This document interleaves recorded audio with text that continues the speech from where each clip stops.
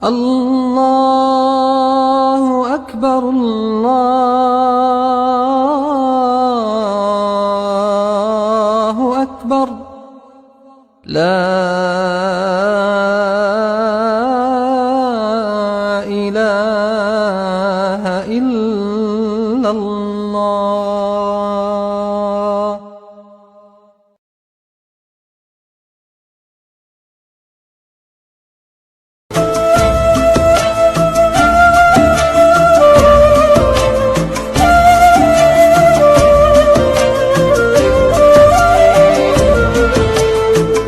Assalamualaikum warahmatullahi wabarakatuh. Innal hamdalillah nahmaduhu wa nasta'inuhu wa nastaghfiruh wa natubu ilaih wa na'udzu billahi min shururi anfusina wa sayyiati a'malina may yahdihillahu fala mudhillalah wa may yudhlilhu fala hadiyalah. Asyhadu an la ilaha illallah wahdahu la syarikalah wa asyhadu anna Muhammadan abduhu wa rasuluhu alladzi la nabiyya ba'dahu wa ba'du. Alhamdulillah Bapak-bapak dan ibu-ibu jamaah salat subuh Masjid Uswatun Hasanah. Semoga pemberian nama masjid tidak hanya sekedar memberikan nama, sehingga tidak ada istilah kata apa arti sebuah nama. Pasti ada maksud dan tujuan memberikan nama Masjid Uswatun Hasanah. Semoga kita yang menghidupkan Masjid Uswatun Hasanah ini menjadi uswatun hasanah buat keturunan kita semua insyaallah. Bapak-bapak dan ibu-ibu, usaha menjadi yang terbaik merupakan satu keniscayaan yang harus terus kita lakukan pada pribadi-pribadi kita. Allah sudah menetapkan untuk kita kuntum khairu ummah, kata Allah. Kalian itu adalah umat yang terbaik, kata Allah. Untuk menjadi umat yang terbaik, Allah katakan dengan bahasa khair. Artinya kita bisa menjadi yang terbaik kalau kita mau berusaha. Makanya ikhtiar. Karenanya salah satu ikhtiar kita berbondong-bondong untuk melaksanakan sholat subuh di Masjid Uswatun Hasanah ini. Mungkin ada yang bangun dari mulai jam 2, ada yang jam 3, ada juga yang setengah 4. Karena subuh sekarang itu jam 5 kurang ya, kurang seperempat. Sudah semakin siang. Ala kulli hal, yang pasti usaha itu terus kita lakukan. Kenapa? Karena kita ingin menjadi hamba Allah yang kalau kita ditanya oleh Allah Subhanahu wa taala di yaumil qiyamah nanti, semua apa yang Allah inginkan kita bisa melaksanakannya. Karenanya pada kesempatan pagi hari ini tema yang saya bawakan berkenaan dengan jika Allah menginginkan. Bahasa yang sering kita dengar kalimat jika Allah menginginkan itu adalah insya Allah. Nah itu Pak ya.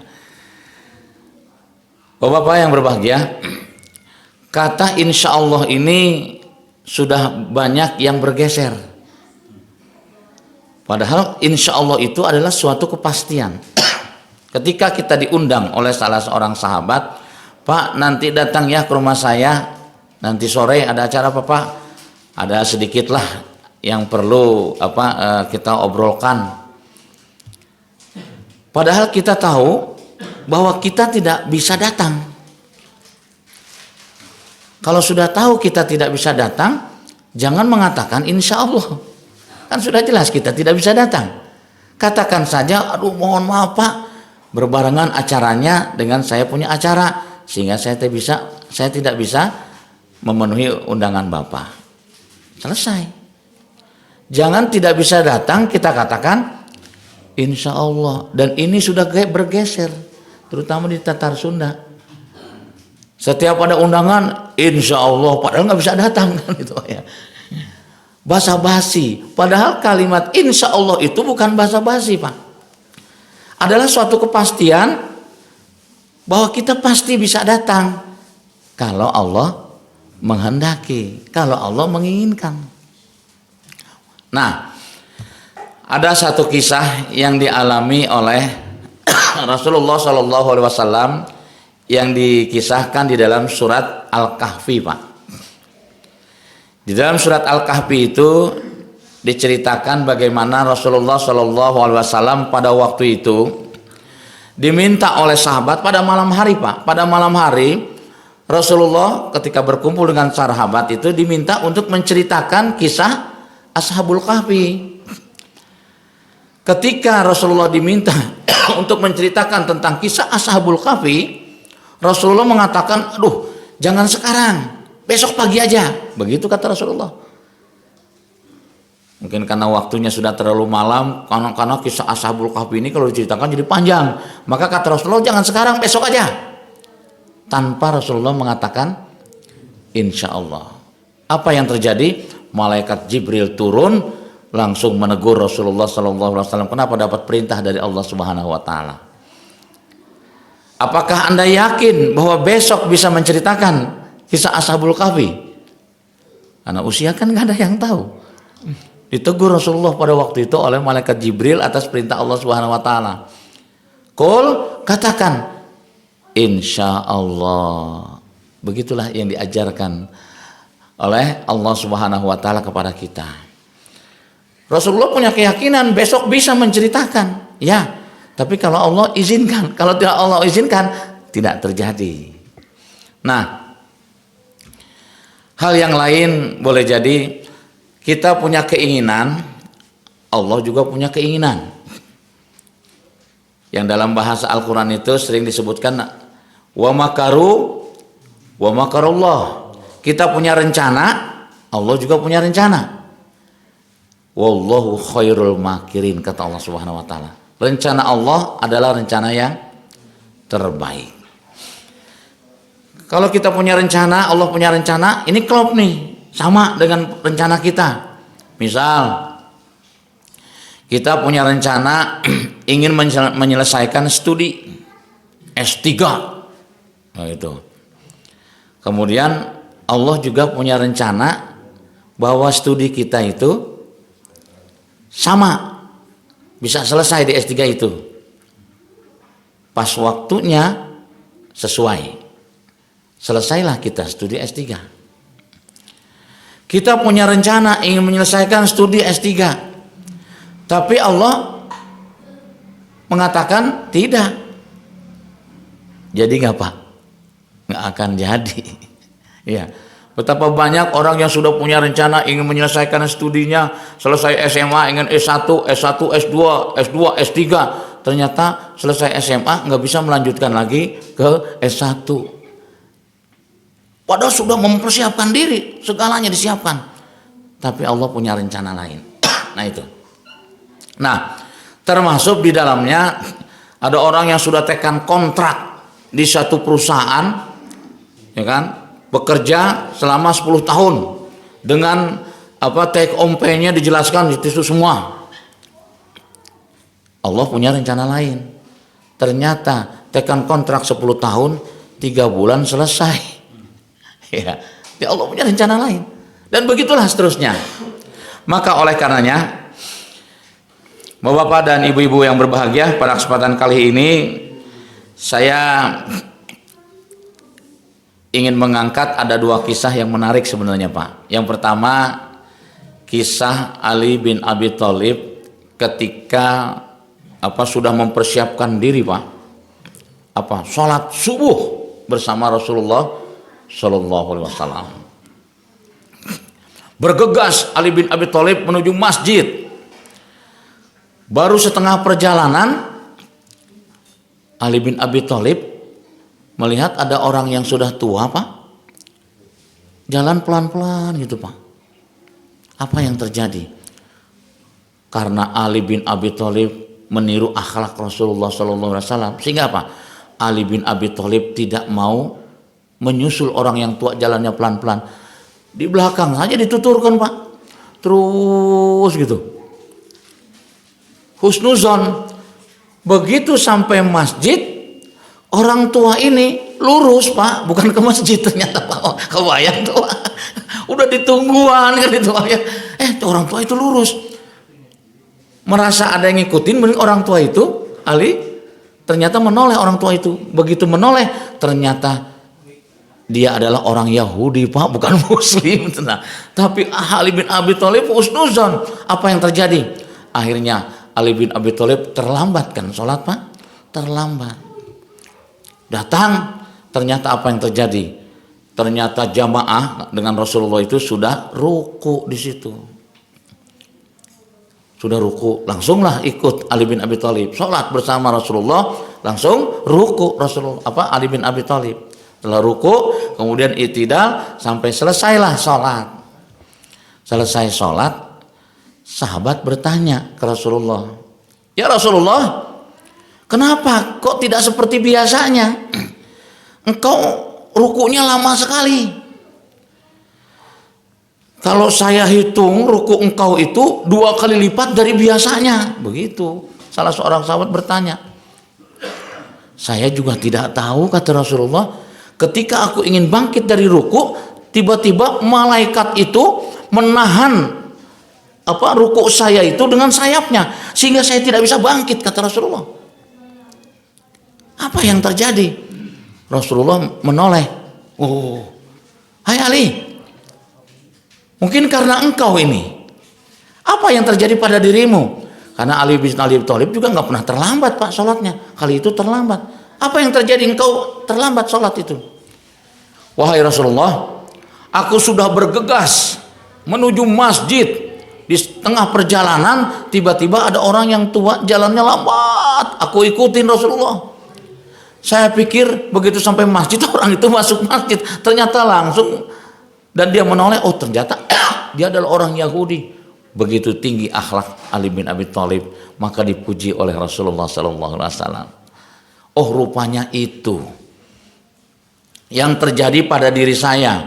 Saya mau bangkit dari ruku, ternyata ditahan oleh malaikat. Ternyata karena ketinggian akhlakmu, aku diperintahkan untuk menunggu engkau ruku sampai lama. Masya Allah, itu luar biasa, Pak. Ketinggian akhlak. Ternyata akhlak itu bisa mengalahkan ibadah. Ketinggian akhlak itu. Nah, artinya apa? Ali sudah berkehendak, tapi Allah punya rencana lain. Dan tidak ada yang mengetahui. Ternyata rencana Allah, kata Allah, wallahu khairul makirin. Rencana Allah ternyata yang terbaik. Disitulah akhirnya Rasulullah memuji akhlak Ali bin Abi Thalib. Begitu hormatnya terhadap orang tua, meskipun dia adalah orang Yahudi. Padahal ingin melaksanakan sholat subuh, Pak. Sampai seperti itu. Nah, itulah satu kisah rencana Allah, ya, yang terbaik. Termasuk yang kedua, rencana Allah yang kedua itu apa yang terbaik? Kisah yang dialami oleh seorang entrepreneur, ya. Mungkin ada yang pernah mendengar namanya Mas Dewo. Yang pernah dengar, Pak? Dia menceritakan kisah pribadi yang sedang dialami. Mas Dewo itu, Pak, terkena penyakit langka. GBC itu namanya, saya lupa ya nama penyakitnya itu, pernah diucapkan itu. Dari 40.000 orang yang kena penyakit itu, 1 diantaranya. Artinya penyakit langka. Apa penyakitnya, Pak? Nah, penyakit apa GMC itu apa namanya, Pak, ya? Yang lumpuh total, Pak. Jadi lumpuh total. Gak ada yang bisa digerakkan sama sekali kecuali hanya kedipan mata. Lumpuh. Hari demi hari dilalui, ya, dijalani terus sampai akhirnya istrinya itu bertanya ke dokter yang merawatnya, kira-kira suami saya ini bisa sembuh nggak penyakit yang dideritanya ini? Sudah cukup lama. Apa jawabannya? Potensi kesembuhan suami ibu itu cuma 20%. Artinya 80% itu kematian. Bayang nggak? Istri begitu nanyakan seperti itu. Ya sudah, kalau memang hasil diagnosa dokter seperti itu, analisanya seperti itu, ya sudah, serahkan saja ke Allah. Andaikan sembuh, ya cuma 20% tadi. Sembuh, tapi banyak organ tubuh yang tidak bisa digerakkan. Itulah penyakit langka yang diderita. Akhirnya, ya sudah dijalani. Berjalan hari demi hari, berganti pekan, berganti bulan, sampai akhirnya berganti tahun. Istrinya itu Pak, pernah mendengar satu kisah yang dialami oleh Nabiullah Ibrahim alaihissalam. Jadi Nabi Ibrahim itu ketika ingin dicabut nyawa itu Pak, sempat nego. Wah, ini kan luar biasa Pak ya. Mudah-mudahan kita juga bisa nego Pak nanti. Begitu mau dicabut nyawa, nego dulu gitu ya. Nabi Ibrahim ketika ingin dicabut nyawanya sempat nego Pak. Nah, kisahnya begini. Malaikatul maut datang ke rumah Nabiullah Ibrahim alaihissalam. Begitu datang ke rumah Nabiullah Ibrahim alaihissalam, ternyata Nabi Ibrahim sedang berhadapan, sedang melayani salah seorang pemuda. Melayani salah seorang pemuda. Selesai pemuda itu pergi, barulah malaikat maut itu menghampirinya. Akhirnya rencana ingin menyabut Nabiullah Ibrahim, nyawa Nabiullah Ibrahim itu beralih kalimatnya. Kenapa? Justru malaikatul maut itu bertanya kepada Nabi Ibrahim, "Hei Khalilullah, siapa pemuda itu?" Jawab Nabiullah Ibrahim, "Pemuda itu sahabat saya dan juga sekaligus dia adalah murid saya," kata Nabiullah Ibrahim. Oh gitu. Ada apa? Diskusi begitu serius dengan kamu? Kata Nabiullah Ibrahim, dia ingin melangsungkan pernikahannya besok. Iya, dia pamit ke Nabiullah Ibrahim, pengen nikah besok gitu. Malaikatul maut kemudian mengatakan kepada Nabiullah Ibrahim, "Ya Khalilullah, pemuda itu usianya nggak sampai besok."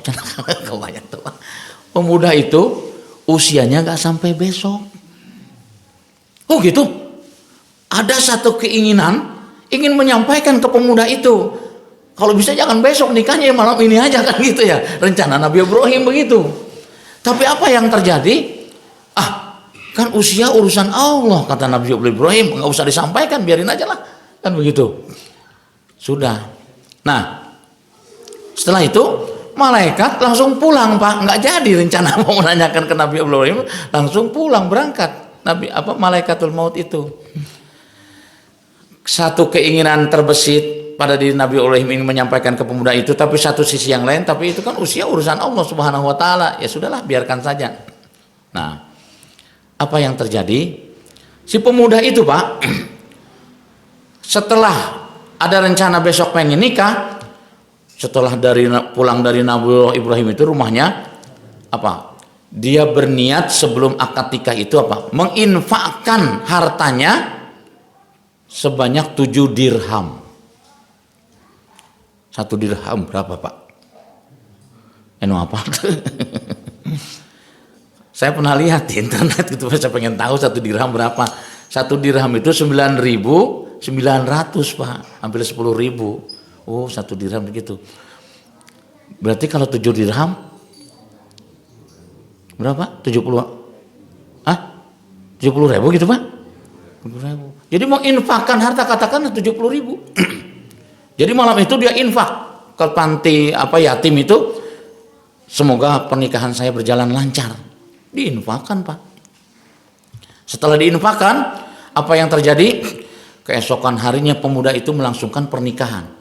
Padahal kata malaikat kan nggak sampai besok usianya.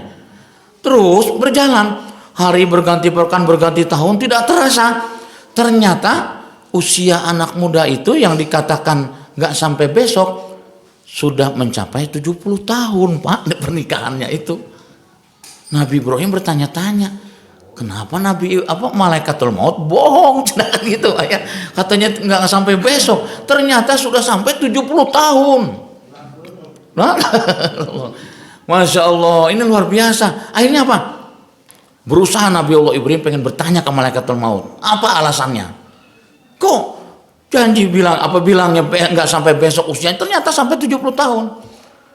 Di usia 70 tahun, akhirnya Nabi Allah Ibrahim bertanya ke malaikat maut. Ya malaikatul maut, kan apa yang terjadi pada pemuda itu? Kau bilang waktu malam hari itu nggak akan sampai besok, ternyata sekarang udah 70 tahun usianya dia itu. Malaikatul maut, ketika aku ingin mencabut nyawa pemuda itu, tiba-tiba aku ditahan oleh Allah Subhanahu wa taala. Jangan kau lakukan, cabut nyawa pemuda itu. Begitu kata Allah Subhanahu wa taala. Kenapa wahai Allah? Karena dia telah berinfak sebesar 7 dirham, sehingga jangan kau cabut sebelum usianya lebih dari 70 tahun.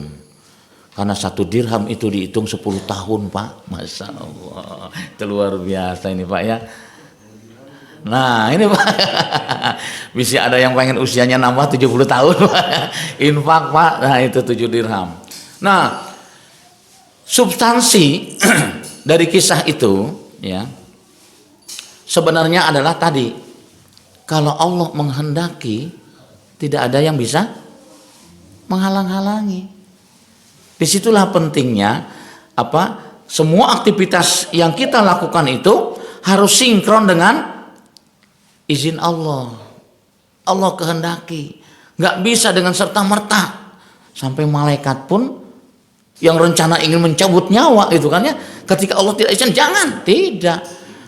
Termasuk Rasulullah yang biasanya ruku itu kan normal, tapi tiba-tiba ditahan oleh malaikat.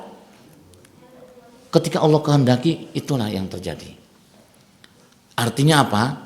Disinilah nampaknya Bapak-bapak dan ibu-ibu yang berbahagia, apa yang selama ini ya kita lakukan nampaknya perlu kita mereview kembali tentang keberadaan aktivitas keseharian kita. Kenapa? Karena kadang-kadang kita tidak sadar Pak. Kalau bahasa yang umum itu kita suka sompral gitu Pak. Merasa kita bisa segalanya, bisa kita lakukan dan sebagainya, seolah-olah tanpa ada pertolongan Allah di situ, tanpa ada izin Allah, gampang, bisa, ini dan seterusnya dan seterusnya. Apa yang terjadi kalau Allah tidak izinkan? Makanya di dalam salah satu firman Allah itu, Qulillahu ma malikal mulki tu'ti mulka man tasya wa tanzi'u mulka mimman tasya wa tu'izzu man tasya wa tuzillu man tasya biyadikal khair innaka ala kulli syai'in qadir.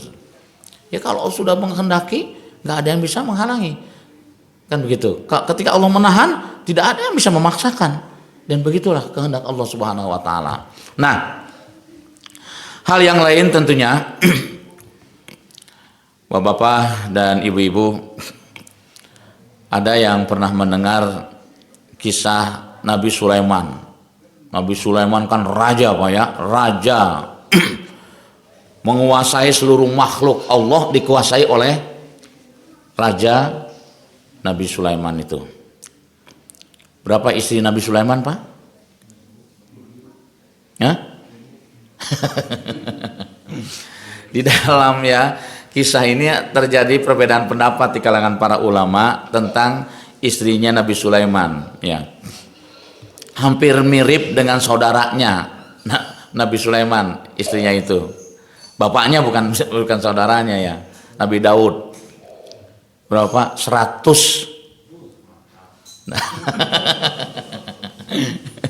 100 Pak, ada yang mengatakan begitu. Nah, Nabi Sulaiman karena dia merasa seorang raja, dia mampu melakukan apa yang dia ingin lakukan. Pada saat itu dia lupa Nabi Sulaiman. Karena merasa, Nabi Sulaiman mengatakan, saya akan datangi dari 100 istriku itu 70 istri saya akan datangi, dan setelah datangi mereka akan hamil. Itu Pak, yakin. Yakin. Malaikat negur Pak, malaikat Jibril negur, wahai Sulaiman, betul engkau adalah raja menguasai segala-galanya, tapi ingat ada Allah. Aku diperintahkan oleh Allah untuk menyampaikan kepadamu, tidak boleh kau mengatakan setelah aku datangi istriku kemudian hamil. Katakan Masya Allah atau Insya Allah. Itulah yang dikatakan oleh malaikat. Kata Nabi Sulaiman, karena merasa yakin Pak, tidak perlu saya mengatakan Insya Allah. Itu Nabi Sulaiman Pak.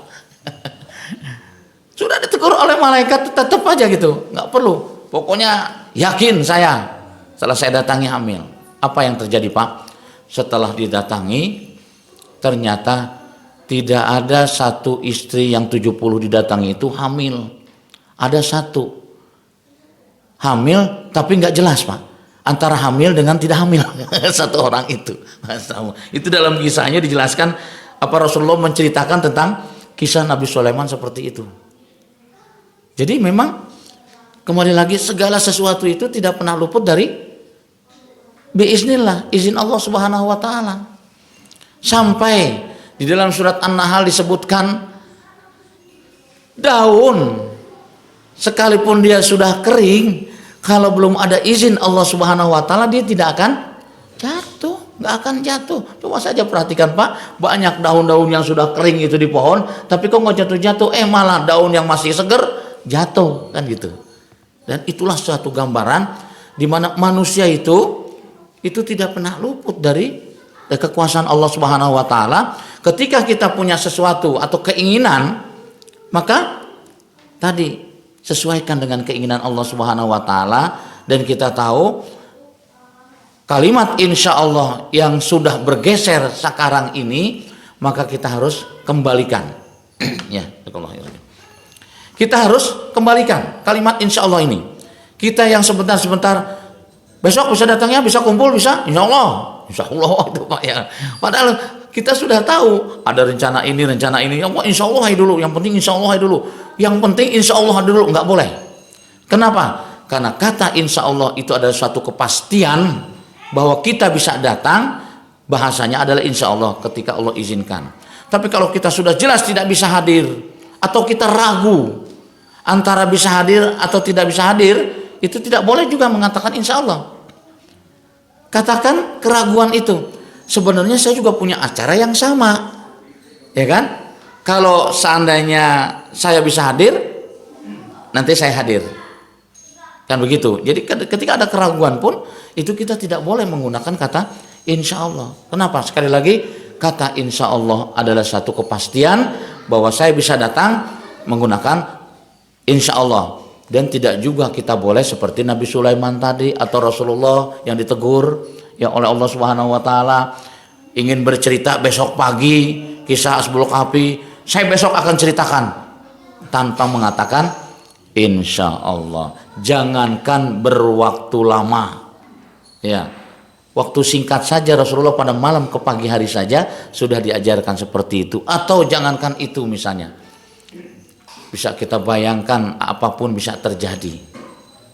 Maka oleh karenanya Bapak-bapak dan ibu-ibu yang berbahagia, kata insya Allah ini kita harus luruskan kembali, kita tempatkan pada tempat yang sebenarnya. Jangan sampai dengan mudah sekali kita mengatakan insya Allah, insya Allah, insya Allah, padahal sesungguhnya kita bermain-main dengan kata insya Allah itu. Kita luruskan. Yang pasti usaha untuk melaksanakan semua apa yang kita akan penuhi itu harus kita lakukan. Bagaimana Abu Bakar As-Siddiq berjanji ke salah seorang sahabat, Abu Darda, nanti saya akan datang ke rumahmu jam 5. Apa yang terjadi? Jam 5 Abu Darda nunggu, karena datang janji jam 5. Kita tahu sahabat-sahabat itu kalau janji datang jam 5 datang. Begitu. Itu sahabat sudah terbiasa dengan itu. Tapi kali itu Abu Bakar janji jam 5, Abu Darda nunggu jam 5 belum datang, jam 6 juga belum datang. Wah, ingkar janji Abu Bakar. Jam 7 Abu Bakar baru ingat, ya malam itu baru ingat, loh saya tuh punya janji untuk mengunjungi sahabat Abu Darda jam 5. Kalau kita biasanya kalau udah gitu Pak nggak akan datang Pak ya. Mending besok lagi datang, terjadi datang. Padahal kalau kita sudah janji datang, Karena tadi Allah belum mengizinkan jam 5 kita datang, kita sudah komitmen ingin datang, tetap datang. Abu Bakar datang jam 7 malam menyampaikan pesan kepada Abu Darda, "Ya Abu Darda, afwan, saya terlupa bahwa punya janji untuk datang jam 5 kepadamu, maka hari ini saya datang kepadamu. Ini adalah salah satu bentuk maksiat saya kepada Allah Subhanahu wa taala. Saya gugurkan maksiat saya, tetap datang ke rumahmu." Tuh Pak. Jadi selevel sahabat itu janji lupa Pak, bukan sengaja. Lupa. Itu adalah suatu perbuatan maksiat kepada Allah Subhanahu wa taala. Kumaha orang Pak? Allahu Akbar. Kadang gimana bahasanya Pak? Janji-janji. Nah ini kan repot Pak ya. Janji-janji tinggal janji. Masya Allah, luar biasa Pak ya. Janji tinggal janji, paduli teuing lah kan gitu Pak ya. Dan itulah sebuah realita. Akhirnya apa yang terjadi? Maka ketika Rasulullah pada waktu itu menyampaikan kepada sahabat, ketika tidak berkomitmen dengan apa yang telah dinyatakan, fantazirus sa'ah, kata Rasulullah, tinggal tunggu saja kehancurannya. Ya Allah, tunggu kehancurannya. Kenapa? Kok bermain-main, ya kan? Bermain-main dengan janji dan bermain-main dengan komitmen dan seterusnya. Fantazirus sa'ah, kata Rasulullah, tinggal tunggu saja kehancurannya. Nah, karenanya Bapak-bapak dan ibu-ibu yang berbahagia, mari kita tidak lihat orang siapapun, yang kita lihat adalah diri kita masing-masing. Boleh jadi diri kita juga terpengaruh atau sudah tersibuk, tercelup dengan suasana sehingga kita terbawa mudah janji, ya kan, melupakan komitmen dan seterusnya, dan ini menjadi pelajaran yang berharga buat kita. Kalau ternyata di negeri ini seperti ini, kita tidak perlu lihat siapa-siapa, mari kita lihat diri kita masing-masing. Kenapa hal ini bisa terjadi? Makanya ketika kita tengok diri kita pribadi, kemudian kita lihat bagaimana keluarga kita. Kan kita tahu Pak, miniaturnya negara itu adalah keluarga. Ketika kita punya keluarga yang ideal, maka akan terciptalah masyarakat yang ideal. Dari masyarakat yang ideal, maka terciptalah sebuah negara yang ideal. Makanya berangkat dari rumah tangga, bagaimana kita pernah berkomitmen ya kepada Allah Subhanahu wa taala. Dari pribadi kita ingin menempatkan Allah di atas segala-galanya. Ketika kita berkomitmen kepada Allah, ingin menempatkan Engkau wahai Allah di atas segala-galanya, jangan ada sedikit pun terbesit dalam diri kita memarjinalkan Allah, lupa akan komitmen itu. Masih ingat Pak, dalam surat apa Pak Allah ingatkan kita tentang komitmen itu Pak? Kalau nggak salah saya pernah sampaikan di situ. Padahal nggak ada nama surat lupa Pak. Di Al-Quran itu surat Al-Baqarah, Ali Imran, An-Nisa, nggak ada surat lupa, itu nggak ada Pak. Nah, di dalam surat 7 Pak, ayat 172, surat Al-A'raf. Di situ Allah ingatkan kita tentang komitmen. Allah ingatkan tentang komitmen. Apa komitmennya? Alastu birabbikum? Kan gitu ya. Apakah kalian mau membuat komitmen kepadaku, menempatkan aku di atas segala-galanya? Qalu, semua kita mengatakan, bala, siap wahai Allah, saya berkomitmen menjadikan engkau di atas segala-galanya. Apa yang terjadi setelah berinteraksi dengan mercusuar dunia, dengan berbagai janji-janjinya, kekuasaan, jabatan, harta, performan, inilah yang seringkali memarjinalkan Allah. Allah termarjinalkan, padahal kita sudah berkomitmen menempatkan Allah di atas segala-galanya. Allah seringkali termarjinalkan karena ini semua. Maka perlu kita kembali pada diri kita masing-masing, bagaimana komitmen itu bisa kita jaga sampai sekarang. Dari kita dilahirkan, apakah kita masih bisa menjaga komitmen itu atau tidak? Makanya ada satu hal yang sangat menarik tentunya Pak. Meskipun terjadi debatable di antara para ulama, ketika seorang bayi itu lahir, diazankan. Ini tuh ya. Sebenarnya kita ambil substansinya dari kalimat azan itu, bahwa ketika bayi lahir itu secara tidak langsung diingatkan tentang komitmen harus bisa menempatkan Allah di atas segala-galanya. Maka yang paling tepat pada waktu itu apa? Azan. Allahu Akbar, Allahu Akbar, Allah di atas segala-galanya. Kita diingatkan pada saat lahir di situ dengan kalimat azan, meskipun debatable tentang kesahihan hadisnya. Tanpa kita mempermasalahkan itu, tapi kita lihat ada substansi di mana kita pada saat lahir diingatkan tentang komitmen yang kita sudah ucapkan di alam ruh pada waktu itu. Makanya begitu lahir kita diingatkan kembali, sudah sejauh mana bergeser nih komitmen ini. Dari masih kecil itu kan seorang ulama, Syekh, saya lupa namanya ya, dia membagi usia itu Pak, 0 tahun sampai 15 tahun itu disebut usia balik namanya Pak, usia balik. Makanya orang balik itu beda-beda. Mana yang lebih cepat Pak? Balik itu laki-laki atau perempuan Pak? Biasanya wanita lebih cepat balik. Ternyata baliknya seseorang itu dilihat dari sisi kedokteran itu lebih banyak perempuan ininya nggak balik itu apa namanya Pak? Apa? Hormon. Nah itu saya baru ingat, jadi hormon. Jadi hormon itu lebih banyak di kaum wanita.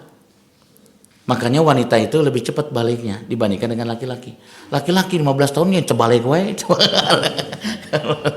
Masih belum balik, bayangkan 15 tahun masih belum balik.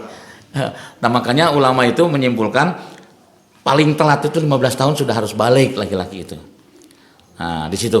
Nah setelah 0 sampai 15, nah 15 sampai 35 tahun itu masuk dalam kategori remaja.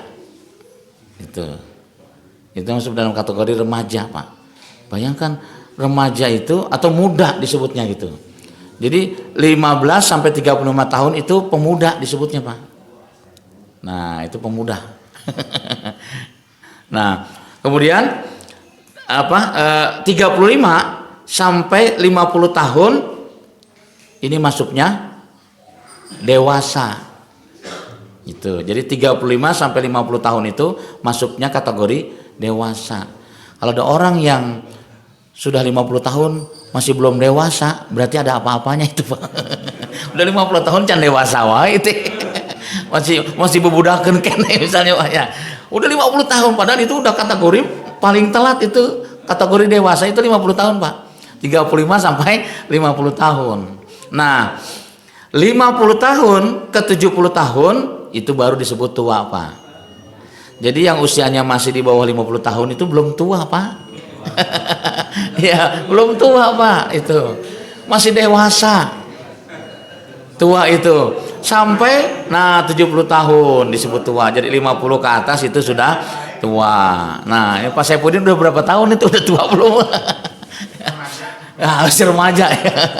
Nah jadi gitu, Masya Allah ya, sampai setelah 70 sampai ke atas, sampai dihitungnya rata-rata paling 90 tahun lah. Nah 70 sampai 90 tahun itu disebut renta Pak. Jadi kalau sudah masuk 70 itu sudah masuk kategori renta. Nah, remako Pak. Remako itu 50-70 Pak. Remako, ya. Nah 70 sampai 90 tahun itu masuknya renta. Nah itu lansia Pak ya. Sampai ada yang mengklasifikasikan seperti itu. Nah balik ini ukuran sah atau tidaknya ibadah seseorang. Jadi diukurnya dari mulai balik. Lantas selama belum balik ya, ibadah yang dilakukan itu para ulama itu jumhur bersepakat itu bukan untuk dirinya tapi untuk orang tuanya. Karena ukuran ibadah apapun itu ukurannya mulai dari balik. Setelah balik, maka seluruh ibadah itu sudah tanggung jawab pribadi. Tapi sebelum balik itu tanggung jawab orang tuanya. Sehingga selama anak itu melakukan ibadah itu belum sampai balik itu pahalanya untuk orang tuanya. Makanya di situ ada yang menyebutkan meninggal sebelum masa balik itu masuk ke wildan namanya, Pak. Itu. Dia yang akan menolong atau membantu orang tua. Nah, di situ. Nah, ya. Kita kembali tentang insya Allah ini. Komitmen kita kepada Allah Subhanahu wa Ta'ala perlu kita review. Jangan sampai kita mereview kendaraan, mereview gadget. Aduh, ini handphone udah lama nih, harus di-upgrade kan gitu Pak ya, harus di-upgrade. Kendaraannya udah hebel ya, kudu di-upgrade. Rumah nih udah pada lapuk ya, harus di-upgrade. Semua apa yang bersifat tangible yang nampak besar keinginan kita untuk mengupgrade-nya. Sementara yang bersifat intangible yang ada dalam jiwa kita tidak ada keinginan untuk melakukan upgrade. Tidak melakukan upgrading, perbaikan-perbaikan, termasuk komitmen itu, Pak. Kita katakanlah sekarang usia 40 tahun, ya. Pernah nggak kita tadi ya mereview sudah 40 tahun ini bergeser atau tidak komitmen kita kepada Allah Subhanahu wa Ta'ala?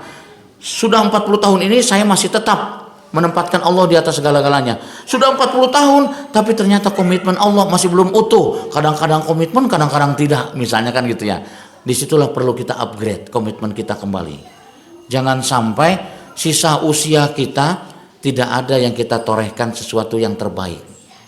Karena lupa dengan komitmen tadi. Nah ini sangat penting. Maka karenanya usaha harus kita lakukan. Usia kita nggak tahu di sini rata-rata 40 ke atas Pak ya? 40. Oh 3. Hayang muda wae remaja ya. Nah, katakanlah 40 tahun. Pernah ada yang menghitung Pak, usia 40 tahun, kalau dihitung dari balik, katakan 15 tahun, berarti berapa tahun itu Pak? 25. Benar nggak 25 tahun ibadah yang kita lakukan itu sudah sesuai dengan maunya Allah? Benarkah 25 tahun kita beribadah itu sudah mencontoh Rasulullah SAW? Itu baru 25 tahun itu kan kalau dihitung ibadah seluruhnya Pak. Ternyata kalau mau dikurangi dengan tidur, nah ini kan repot Pak ya. Berapa coba kalau mau diambil? Tidur kalau diambil rata-rata 8 jam saja Pak sehari kali 40 tahun berapa Pak? Bayangkan sepertiganya dipakai tidur. Itu kalau tidur normal, ada yang tidur tidak normal. Tidur wes kerjaan masalah tidur lagi. Ini tidur normal. Bayangkan dengan tidur normal saja berarti usia yang 25 tahun itu harus dikurangi 15 tahun untuk tidur. Bayang tuh berapa ibadah kita. Sekarang tinggal sisa. Dari ibadah yang sisa tadi katakanlah berapa 20 tahun.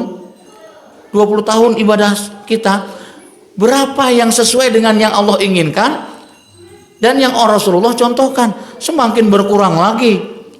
Kebayang, saya sholat sampai sudah 40 tahun ini pengen cepat selesai terus sholatnya. Kebayang gak Pak? Gak pernah kita mencontoh Rasulullah sholatnya. Rasulullah justru sholat itu justru pengen berlama-lama. Kenapa?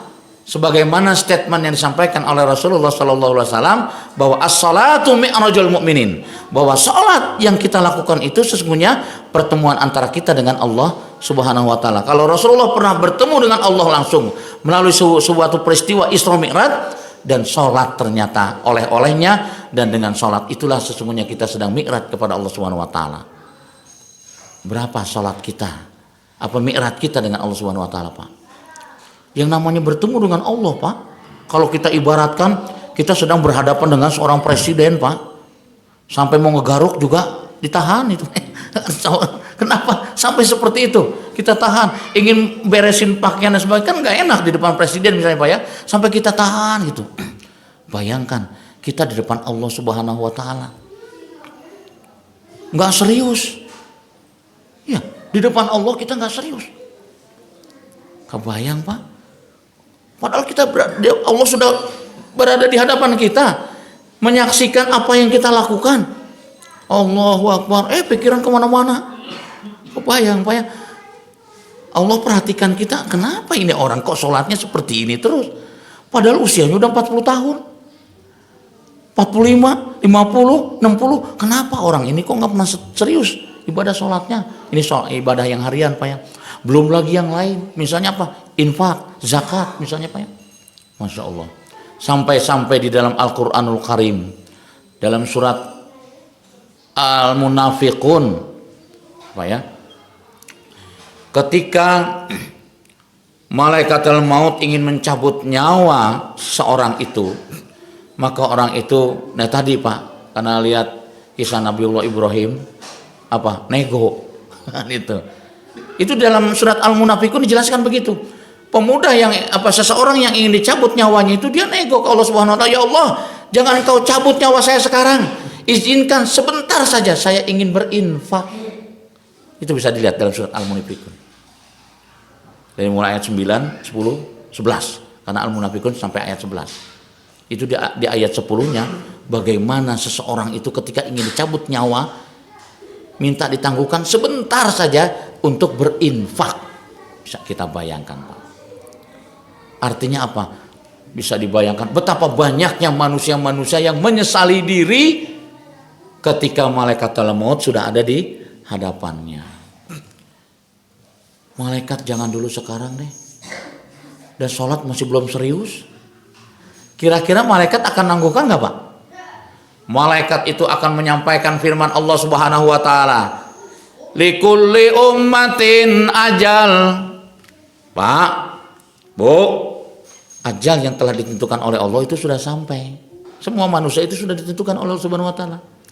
Fa iza jaa ajaluhum, ajal yang sudah ditentukan itu sampai sekarang Bapak Ibu.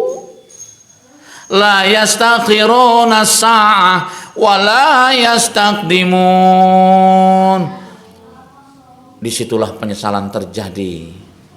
Ya Allah, beri kesempatan saya sebentar saja, saya ingin sholat serius. Beri kesempatan saya sebentar saja ya Allah, saya ingin menginfakkan harta saya. Beri kesempatan saya sebentar saja, ingin berbuat baik kepada keluarga. Disitulah penyesalan terbayang di kepala kita semua Pak. Pengen berbuat baik kepada istri, kepada anak, kepada tetangga, itu terbayang. Makanya diibaratkan oleh para ulama itu, orang yang dalam sakaratul maut itu seperti orang yang tenggelam. Seorang tenggelam. Sehingga apapun yang ada bisa dia pegang. Sampai ranting itu diibaratkannya, ada ranting dia pegang untuk menyelamatkan ketenggelamannya dia. Begitulah orang kondisi dalam sakaratul maut. Makanya Rasulullah mengajarkan pada saat orang berada dalam sakaratul maut itu, lakinu mautakum, kata Rasulullah. Bimbing mereka tuh, bimbing mereka. Jangan sampai dia kelelep di tengah sakaratul mautnya. Kenapa? Karena pada saat sakaratul maut itu dua makhluk Allah itu hadir di situ. Malaikat dan iblis. Itu orang sakaratul maut itu dua makhluk Allah itu hadir. Makanya Rasulullah ajarkan ke kita itu, ketika orang dalam sakaratul maut itu hadir kalian, bisikan di telinganya. Makanya lakinu mautakum bila ilaha illallah, kata Rasulullah. Bimbing kalimat la ilaha illallah, sesekali, selebihnya Allah, Allah, Allahu ahad, Allahu ahad. Dan begitulah diajarkan kita oleh Rasulullah SAW. Sudah masuk waktu syuruknya? Oh sudah, ya. Yang jemput kok di belakang? Insya Allah, sebuah gambaran. Insya Allah ini adalah kalimat kepastian dari Allah Subhanahu Wa Taala. Kita sesuaikan apa yang rencana Allah, apa yang Allah rencanakan dengan apa yang kita rencanakan. Sesuaikan dengan rencana Allah. Karena wallahu khairul makirin, rencana Allah adalah yang terbaik. Jangan pernah paksakan diri kita apabila tidak sesuai dengan rencana Allah Subhanahu wa taala. Karenanya Dari mana kita bisa tahunya? Banyak-banyaklah kita berinteraksi dengan Al-Qur'anul Karim, banyak informasi-informasi yang disampaikan oleh Allah Subhanahu wa taala kepada kita. Akhirnya dengan segala keterbatasan yang ada dalam diri kita, marilah sama-sama kita memohon kepada Allah Subhanahu wa taala dengan segala kerendahan hati kita. Kita mohon kepada Allah dan kita sadari betapa banyaknya kekurangan-kekurangan yang ada dalam diri kita dari seluruh ibadah maghdoh maupun ibadah ghair maghdoh. Ternyata banyak yang belum serius. Semoga kita diberikan kekuatan, kemampuan oleh Allah Subhanahu wa taala untuk melaksanakan ibadah yang serius kepada Allah Subhanahu wa taala di sisa usia kita sampai pada akhirnya kita berakhir dalam keadaan husnul khatimah. Itulah yang menjadi cita-cita kita. Terlebih dahulu kita beristighfar, astaghfirullahalazim, astaghfirullahalazim, astaghfirullahalazim alladzi la ilaha illa huwal hayyul qayyum wa atubu ilaihi. La ilaha illa anta subhanaka inni kuntu minaz zalimin. Innallaha wa malaikatahu yusholluna 'alan nabi. Ya ayyuhalladzina amanu shallu 'alaihi wa sallimu taslima. Allahumma shalli wa sallim ala Muhammadin fil awwalin wal akhirin wa radhiyallahu an ashabi Rasulillah ajmain. Amin ya Allah ya rabbal alamin. Hamdan syakirin, hamdan na'imin, hamdan yuwafi ni'amahu wa yukafi mazidah. Ya Rabbana, ya Rabbana, ya Rabbana lakal hamdu wa lakas syukru kama yanbaghi li jalal kalim azimi sultanik. Allahumma inna nas'aluka ridhaka wal jannah. Allahumma inna nas'aluka ridhaka wal jannah. Allahumma inna nas'aluka ridhaka wal jannah wa na'udzubika min sakhatika wan nar. Wa na'udzubika min sakhatika wan nar. Wa na'udzubika min sakhatika wan nar. Ya Rabbana, ya Rahman ya Rahim. Kami adalah hamba-hambamu yang pada kesempatan pagi di waktu syuruk yang mustajabah ini memohon kepadamu dengan segala kerendahan hati kami ya Allah. Kami menyadari banyak sekali kekurangan-kekurangan yang ada dalam diri kami. Aktivitas yang selama ini kami lakukan banyak sekali kekurangan-kekurangannya. Ya Allah, berilah kekuatan, kemampuan kepada kami untuk bisa mengoptimalkan seluruh amalan ibadah yang Kau perintahkan kepada kami di sisa usia kami ya Rabb. Ya Rahman, Ya Rahim, Ya Mujibas Sailin. Berikanlah kemampuan kepada kami untuk menorehkan nilai-nilai yang terbaik di sisa usia kami ini ya Rabbana. Ya Mujibas Sailin, Ya Rahman, Ya Rahim. Allahumma rabbi ighfir lil muslimina wal muslimat wal mu'minina wal mu'minat al ahya'i minhum wal amwat birahmatika ya wahibal atiyat. Allahumma adfa'anna al ghala wal waba wal zina wal zalazila wal mihan wa su'al fitan ma zahara minha wa ma batan an baladina hadza khassatan wa an sairil baladil muslimin amatan ya rabbal alamin. Allahumma alif baina qulubihim, Allahumma alif baina qulubihim, Allahumma alif baina qulubihim wa aslih zata bainihim wansurhum ala aduwika wa aduwihim. Allahumma al'an kafarat ahlal kitab allazina yasudduna an sabilik wa yukazzibuna rusulak wa yuqatiluna awliya'ak. Allahumma khalif baina kalmihim wa zalzil aqdamahum wa anzil bihim ba'saka allazi la tarudduhu 'anil qaumil mujrimin. Allahumma rabbana atina fid dunya hasanah wa fil akhirati hasanah wa qina adzabannar. Subhana rabbika rabbil izzati amma yasifun wassalamun alal mursalin walhamdulillahi rabbil alamin. Aqulu qouli hadza wa astaghfirullahal azim li wa lakum minkum. Wassalamu alaikum warahmatullahi wabarakatuh.